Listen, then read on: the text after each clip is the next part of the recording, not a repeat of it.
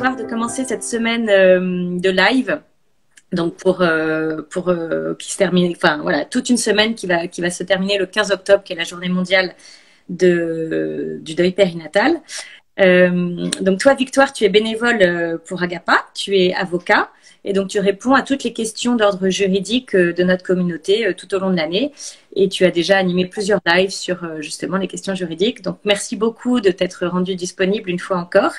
Je tiens à préciser donc que ce n'est pas ta spécialité d'avocat et que tu fais vraiment tout ton possible pour répondre toujours avec précision aux demandes des parents qui nous contactent, malgré un vocabulaire juridique qui est de temps en temps un peu froid, voilà, donc bon, on va employer ce même vocabulaire là pendant le et voilà, c'est pour être le plus précis possible. Alors, est-ce que d'abord, Victoire, tu peux nous rappeler ce qu'est le deuil périnatal d'un point de vue légal? Quand est-ce qu'on parle d'un arrêt naturel de grossesse, de mort in utero, etc. Alors, tout d'abord, merci beaucoup, Sarvan, pour ta petite présentation et merci à Agapa pour cette invitation. Et bonjour à tous. Donc, le deuil périnatal, selon l'Organisation mondiale de la santé qui en a donné une définition, c'est la perte d'un bébé entre 22 semaines d'aménorrhée et le 7e jour de vie après la naissance. Mais bien sûr, les textes que nous allons évoquer ensemble peuvent concerner des parents qui ont perdu un enfant avant ces 22 semaines d'aménorrhée et aussi après ce 7e jour, évidemment que ces réalités juridiques peuvent concerner des parents qui ont perdu un enfant à plusieurs mois après la naissance, après l'accouchement. Tu me demandais quand est-ce qu'on parle d'un arrêt naturel de grossesse. Alors en fait, souvent le législateur fait plusieurs distinctions entre l'interruption volontaire de grossesse, l'interruption médicale de grossesse ou un arrêt qui est subi par les parents et qui est soudain et qui peut se finir soit par ce qu'on avait appelé une fausse couche précoce au premier trimestre, mais c'est vraiment un langage médical qui est repris par le législateur dans différents de ses textes, ou un accouchement après, en tous les cas, souvent c'est après la 22e semaine d'aménorrhée, mais on verra que c'est pas si figé. Et donc on parlera de fausses couches, mais de fausses couches qui ne sont pas précoces et qui du coup peuvent donner lieu à un certificat d'accouchement. Oui. Et donc justement à ce qui nous a beaucoup occupé cette année, à la possibilité d'obtenir un acte d'enfant né sans vie. Voilà, effectivement, il s'est passé quand même beaucoup de choses cette année sur le plan législatif, notamment donc une loi qui a été votée le 6 décembre 2021, sur lequel on avait fait un live justement toutes les deux. Cette loi permet de donner un nom de famille aux enfants nés sans vie, ou alors de faire modifier. Enfin, tu vas nous réexpliquer tout ça. Voilà. Donc, qu'est-ce que permet cette loi? Est-ce que tu peux... Alors, juste avant, pour bien comprendre, je vais juste revenir sur la notion d'enfant né sans vie. Oui. Parce que ça me paraît essentiel de le définir avant qu'on rentre dans tous ces détails. Donc, avant 2008, un enfant né sans vie qui s'appelait avant enfant mort-né, voilà, c'était un autre terme pour la même réalité juridique. C'était la possibilité d'obtenir un acte d'état civil, mais en fait, ce qui n'est pas un acte de naissance ni un acte de décès, qui est un acte un peu particulier, qui est un acte d'enfant né sans vie, lorsqu'on donnait naissance à un enfant après la 22e semaine d'aménorrhée, ou alors, si on était avant la 22e semaine d'aménorrhée, il fallait que le fœtus fasse plus de 500 grammes. En 2008, il y a eu des décisions en France de justice, des décisions de la Cour de cassation, qui est la plus haute instance de notre pays, qui ont remis en cause ces critères. Et on n'a plus le critère de 22 semaines d'aménorrhée et de 500 grammes. Le critère aujourd'hui, et c'est notamment un critère depuis l'arrêté de 2008 qui a suivi ces décisions de justice, c'est le certificat d'accouchement. D'accord. Donc, à partir du moment où le praticien qui a donné naissance à l'enfant, qui a fait accoucher la mère, Oui. délivre un certificat d'accouchement, D'accord. qui est en fait un formulaire CERFA, on peut aller en mairie pour déclarer notre enfant né sans vie. Et en fait, cet enfant né sans vie, la différence avec un enfant qui va naître, vivre et décéder 2 mois après, 2 heures après ou quelques secondes après, c'est que le praticien, je dis le praticien parce que ça peut être un gynécologue, une sage-femme, souvent c'est le gynécologue ou le chef de service qui va délivrer ces papiers-là. Pour un enfant qui naît et qui décède, il va délivrer un certificat médical qui établit que l'enfant est né vivant et viable. Oui. Et donc là, vous allez aller à l'état civil et vous allez obtenir un acte de naissance et un acte de décès, tout comme vous l'obtenez pour une personne qui décède après 80 ans de vie et qui a eu un acte de naissance et un acte de décès. Oui. Et donc votre enfant, il sera inscrit aux pages naissance et aux pages décès. Pour l'enfant né sans vie, la particularité, c'est que c'est des registres spécifiques tenus à l'état civil qui sont les registres des enfants nés sans vie. Et donc, il y avait depuis 2009, et même avant en fait, depuis une instruction de mai 99, qui a été reprise en mai 2009, la possibilité, quand on allait voir l'officier d'état civil avec ce certificat d'accouchement, de nommer l'enfant né sans vie, mais seulement avec un prénom. D'accord. Donc, mais c'est une possibilité, c'est-à-dire que c'est pas une obligation. On peut très bien aussi déclarer l'enfant né sans vie sans souhaiter donner de prénom. Et on peut aussi très bien ne pas vouloir avoir ce certificat d'accouchement, mais ne pas souhaiter. Il n'y a pas d'obligation en fait. Il n'y a pas comme la naissance où on a un délai pour aller déclarer l'enfant. Là, il n'y a pas d'obligation. C'est rétroactif. Toutes les naissances après janvier 93 permettent aux parents qui ont ce certificat d'accouchement d'aller à l'état civil et d'obtenir un acte d'enfant né sans vie. Et une fois qu'on a cet acte d'enfant né sans vie, et il faut avoir cet acte d'enfant né sans vie, dans un deuxième temps, qui est souvent dans le même temps devant l'officier d'état civil, on peut faire inscrire l'enfant né sans vie dans le livret de famille. D'accord. Et donc ça, c'était un prénom et un prénom. Ah, là, alors avant 2021, avant décembre 2021, c'était simplement un prénom. Ouais. Et la révolution de la loi du 6 décembre 2021, parce que c'est quand même une grande avancée, c'est que depuis son entrée en vigueur, depuis le 8 décembre 2021, on peut ajouter sur cet acte d'enfant né sans vie un nom de famille. D'accord. Que la déclaration ait été faite, enfin que l'accouchement ait été fait avant ou après la loi.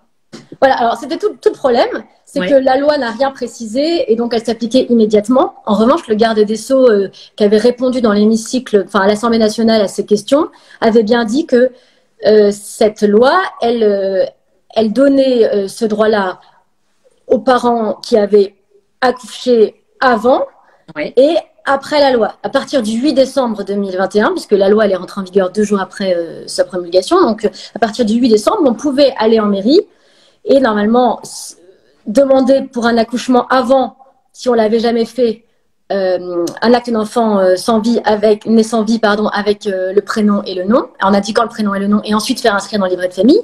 Et normalement, on pouvait aussi, si on avait déjà un acte d'enfant né sans vie avec un prénom, ou par exemple juste un acte d'enfant né sans vie, mais on n'avait jamais voulu mettre de prénom, rajouter prénom et nom, ou simplement le nom. Donc faire modifier l'acte. Ok. Sauf que on a reçu beaucoup de retours de parents qui disaient qu'en mairie, en fait, ils avaient beaucoup de difficultés à faire appliquer la loi, qu'ils n'arrivaient pas à faire modifier leur acte d'enfant né sans vie, ni le livret de famille, etc. Mais les choses ont changé depuis. C'est ça le problème, c'est que malgré ce qu'avait annoncé le ministre de la Justice et d'ailleurs la députée qui était rapporteuse de la loi à l'Assemblée nationale, on a vu des situations de blocage en mairie parce que les officiers d'état civil ne savaient pas comment faire. En fait, ils savaient comment faire si il n'y avait pas d'acte d'enfant né sans vie à modifier. Donc, on repartait de zéro et là, ils savaient appliquer la loi. Mais en revanche, pour tous les parents qui avaient déjà fait la démarche et qui voulaient faire modifier, ajouter un nom de famille, souvent, ils avaient des refus parce que, en pratique, on ne savait pas appliquer la loi. Il y a eu un espoir avec le décret du 1er mars 2022, puisqu'il y a son article 5 qui avait rappelé la possibilité pour les parents d'inscrire sur le livret de famille ce nom de famille pour l'enfant né sans vie, quelle que soit la date d'établissement de cet acte. Donc, on comprenait bien que, en fait, c'était possible, même si l'acte était antérieur. Mais il y avait toujours des blocages. Et en fait, ce qui s'est passé, c'est qu'en juillet Oui. dernier, 12 juillet 2022, je crois, la direction des affaires civiles et du sceau, donc c'est-à-dire en fait un peu le directeur général, pour résumer, hein, du ministère de la Justice, a pris un texte qui s'appelle une circulaire Ouais. à l'intention des procureurs qui en fait les mairies sont pour les questions d'état civil sous l'égide des procureurs pour préciser la loi et pour dire c'est possible et le dire clairement, c'est possible de faire modifier un acte d'état, d'enfant né sans vie établi avant la loi et de le faire modifier. Mais il faut retourner devant le même officier d'état civil, bien sûr pas devant Monsieur Martin, le même monsieur, mais en tous les cas devant la même mairie. Et c'est aussi possible pour ceux après. Et donc en fait cette circulaire elle est extrêmement claire puisque elle indique que c'est possible. Oui. Quelle que soit la situation en fait. Donc très concrètement, aujourd'hui, un parent qui souhaite faire ajouter un nom de famille à l'acte d'enfant né sans vie qui a été établi il y a 3 ans, qu'est-ce qu'il fait très concrètement? Il retourne dans la même mairie, dans le même service d'état civil. Oui. Il retourne avec tous ses papiers. Le mieux, c'est d'avoir l'antériorité, mais il retrouve assez facilement en mairie si vous retournez bien dans la même mairie, parce que la circulaire indique bien qu'il faut retourner devant devant l'officier d'état civil qui détient le listing en fait d'état civil. Et donc, l'officier d'état civil va enregistrer la demande de modification d'acte d'enfant sans vie. Ouais. Donc, dans un premier temps, l'acte va être modifié. Donc, à la marge de l'acte, on va rajouter date de la modification et le nom qui est rajouté, ou même le prénom, parce qu'on peut aussi rajouter a posteriori le prénom si on l'avait pas fait. Et ensuite, une fois que l'acte d'enfant né sans vie est modifié, on peut faire modifier le livret de famille. D'accord. Le livret de famille ne peut être modifié que si on a fait modifier l'acte d'enfant né sans vie. Tu me demandais si l'acte n'avait pas du tout été établi. Exactement.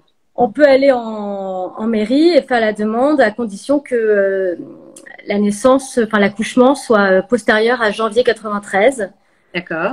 Et qu'on soit en mesure de fournir un certificat d'accouchement. D'accord. Alors, si jamais on n'a pas ce certificat d'accouchement, comment est-ce qu'on peut le récupérer?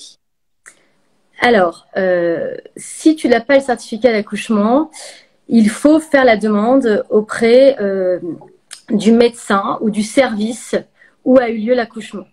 Donc, c'est la circulaire de juin 2009 qui précise, c'est une circulaire de juin 2009 qui précise comment faire.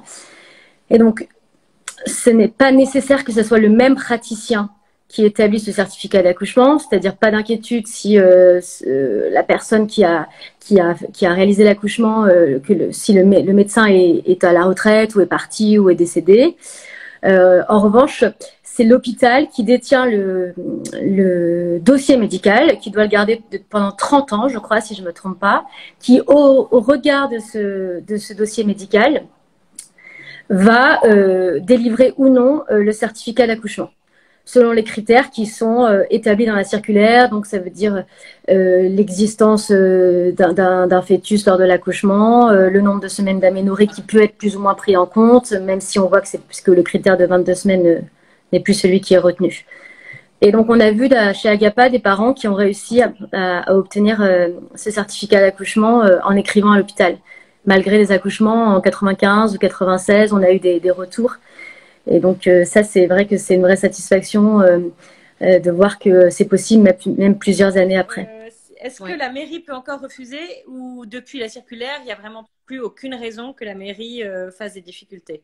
Normalement, il n'y a aucune raison, sauf si vous n'avez pas le certificat d'accouchement qui permet d'obtenir l'acte d'enfant né sans vie si vous ne l'avez jamais obtenu.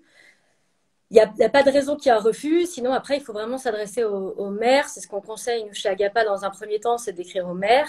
Et ensuite, c'est le procureur de la République qui est compétent. Il faut faire ce qu'on appelle un recours gracieux auprès du procureur de la République et pour lui expliquer la situation. Et normalement, il n'y a aucune raison que ça ne soit plus possible.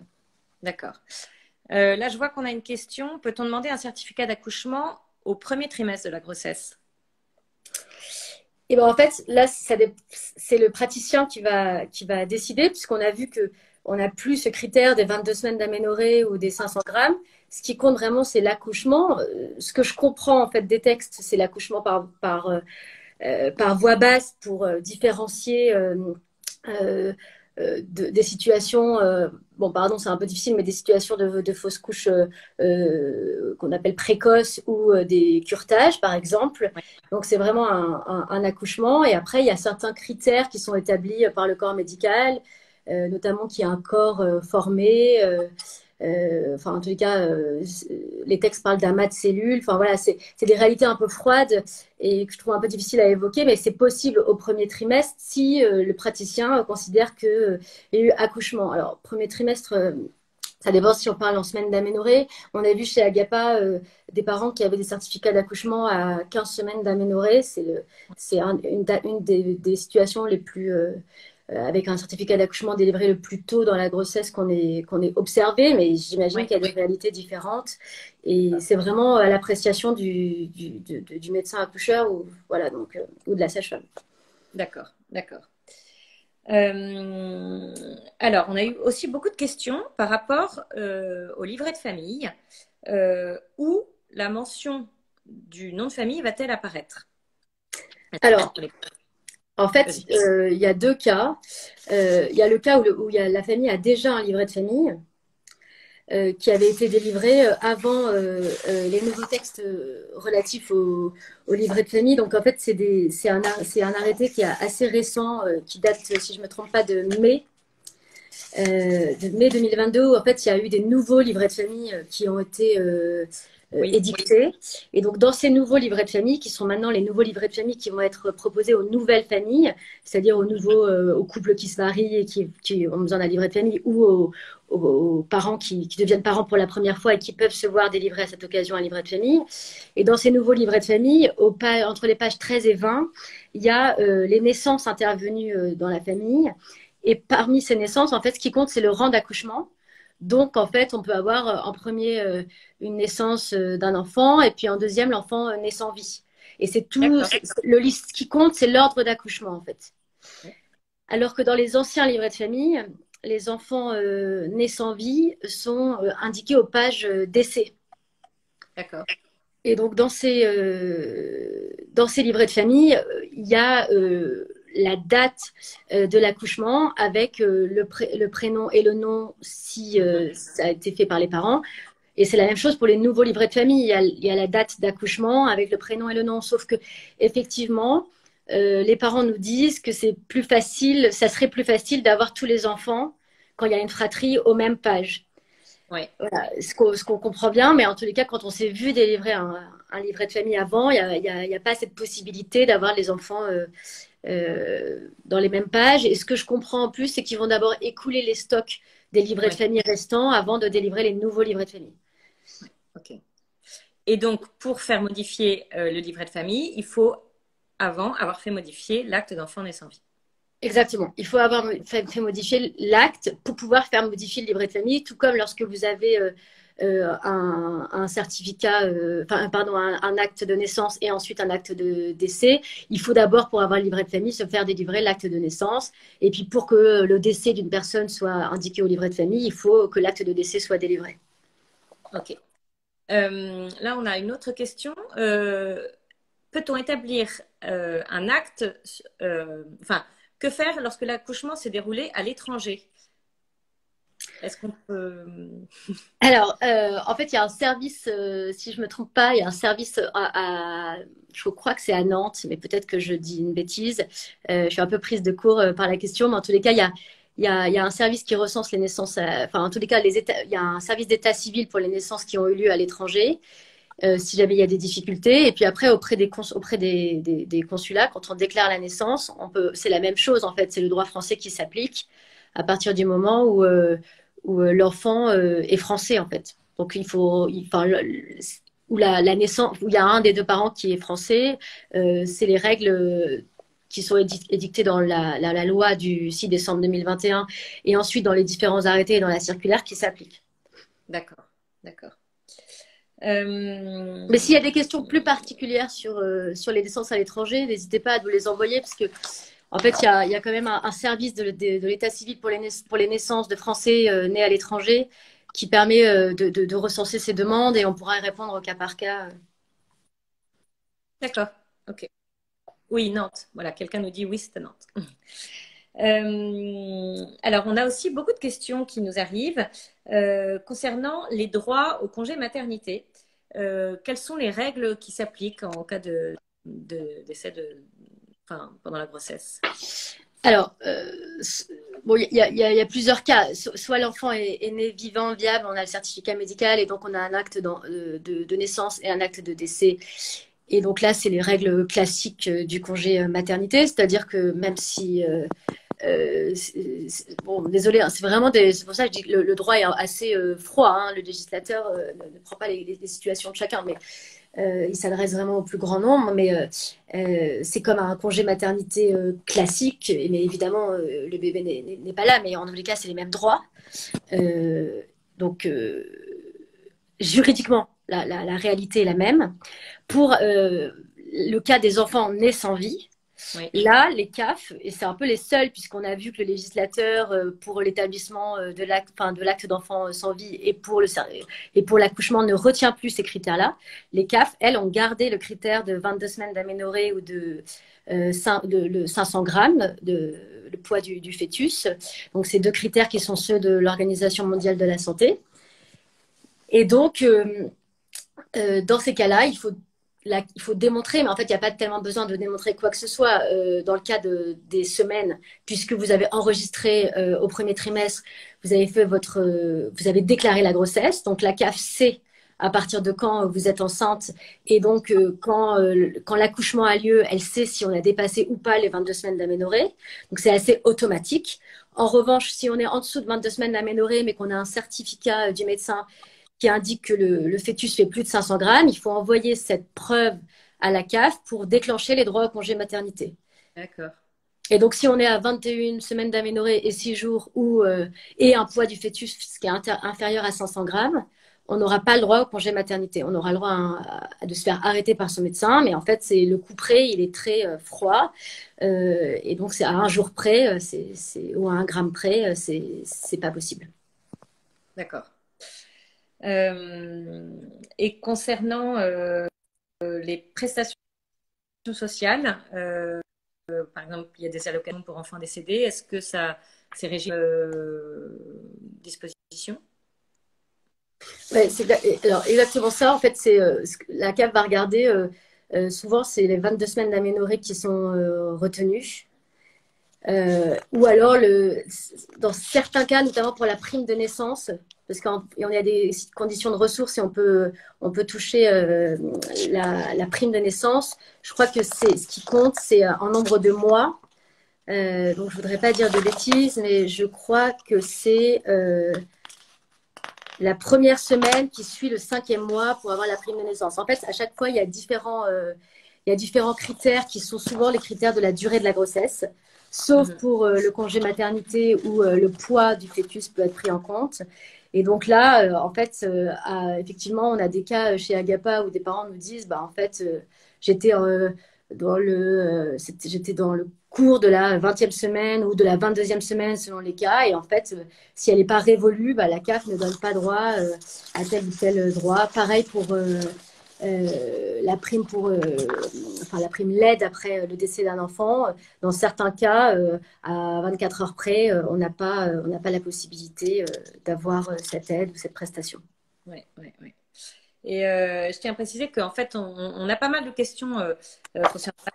Il y a eu il y a eu aussi une avancée au niveau de la CAF, c'est-à-dire qu'ils ont réintégré sur le profil des allocataires, justement la mention des enfants décédés. Donc, certains ont pu donc réintégrer leurs enfants décédés, d'autres non. Donc, on a cherché un petit peu à savoir sur quels critères la CAF se basait, enfin, pour réintégrer ou non les, les enfants décédés. Et en fait, on a beaucoup, beaucoup de mal à obtenir les informations. Chaque CAF fonctionne différemment. Enfin, je crois que les CAF de chaque département fonctionnent de manière indépendante. Donc, voilà, tout ce qui concerne la CAF, on a du mal à obtenir des informations fiables. Tu Ouais. En confirmes fait, ça? ouais, en fait, il y a eu un texte qui était assez encourageant du ministère de la Transformation et de la Fonction publique le 3 mars 2022. Il y a eu une déclaration qui indiquait qu'il allait y avoir des changements pour les gens qui vivaient le décès d'un proche, notamment, et notamment, ça comprenait également le décès survenu à la fin du grossesse ou en cours de grossesse. Donc ça, c'était assez encourageant, sauf qu'on n'a pas de texte de loi qui suivent précisément ces déclarations, notamment de Amélie de Montchalin et d'Adrien Taki à l'époque. Mhm. Et on a constaté que depuis le 20 au 22 mars 2022, il y avait eu un changement pour certains parents qui voyaient réapparaître euh, leur enfant né sans vie ou leur enfant décédé dans leur profil allocataire.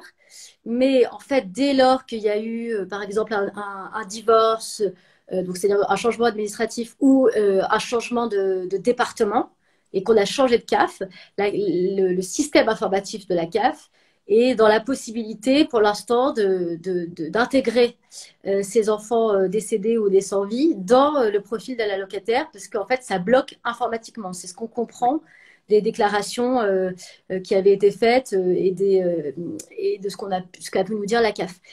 Ce qui est encourageant, c'est qu'il y a vraiment des signes qui montrent que les organismes sociaux, la CAF,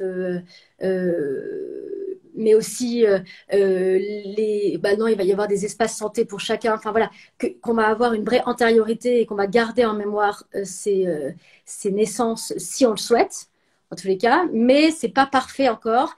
D'une part, il n'y a pas eu de décret, de Ouais. texte, de loi, d'arrêté qui viennent vraiment légiférer et encadrer cette volonté qui a l'air d'être une volonté ministérielle au départ.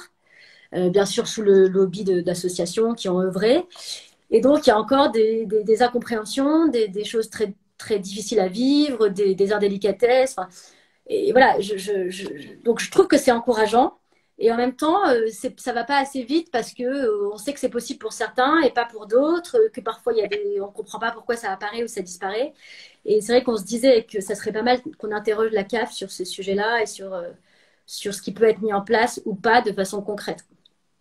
Oui, c'est ça, parce qu'on a aussi des témoignages de parents qui reçoivent des mails en fait envoyés automatiquement à partir du moment où il y a une déclaration de grossesse qui est faite. Bah, il y a des mails qui sont envoyés au premier trimestre, deuxième trimestre, etc. et qui ne prennent pas compte du fait que la grossesse se soit arrêtée. Et donc c'est évidemment très très douloureux pour les parents qui reçoivent ces messages.